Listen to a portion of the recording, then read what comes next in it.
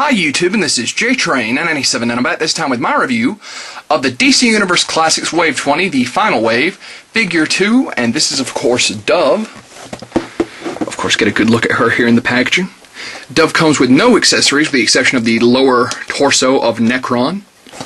Fantastic looking figure here. On the back here you can see some very nice box art. Of course, her read-up up here, which we'll actually just zoom in, and let's get the glare off the box there in case you want to read it. Her stats, the other characters in the wave, of course, Hawk and Dove, sold separately but always a team. And in the kind of spirit of this being a Brightest Day wave, of course, the mantle of Hawk and Dove had been passed on from two guys to two girls. Of course, the girl Hawk was killed, and then, of course, Hank Hall was resurrected during Blackest Night, given his life back, so now you have a different team up. With that being said, enough about the characters, let's open her up. And here we have Dove out of packaging. Now, real quick, the lower torso of Necron, of course, his crotch and the cape are going to be very massive when he's all done. So, throwing that off to the side. Now, Dove, of course, comes with no accessories. She doesn't really need any, but still. As you can see here, still a very superb looking figure.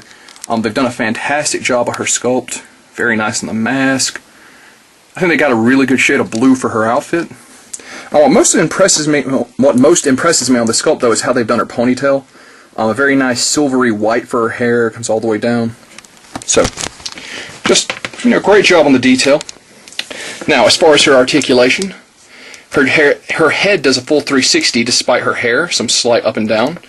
Arms are on a ball joint. You gotta kind of watch them because of the way her outfit comes out.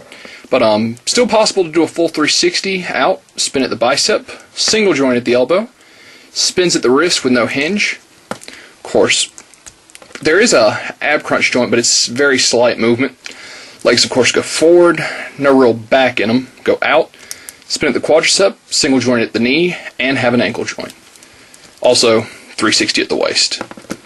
Now, I've had my problems with the female molds before. They kind of loosen up over time, and they don't hold their poses as well. But hopefully Mattel has learned, and with one pose, it should stay in place. I'm going to get her pose beside Hawk, and I'm going to leave her. Brightest Day also did a version of Dove. I don't have it to compare. But at the end of the day, I think they did a fantastic job on detail. Like I said, I've had my problems with the sculpt before, but only time will tell on that. And I've seen DC Universe Wave 20 popping up at a couple of stores now, so she's not impossible to find. And if you can't find her at stores, you can definitely find her online for, not much over MSRP. So that being said, if you're a Hawk and Dove fan or just a DC Universe fan in general, I'd pick this chick up, and this is JTrain997 saying I'll see you soon, YouTube.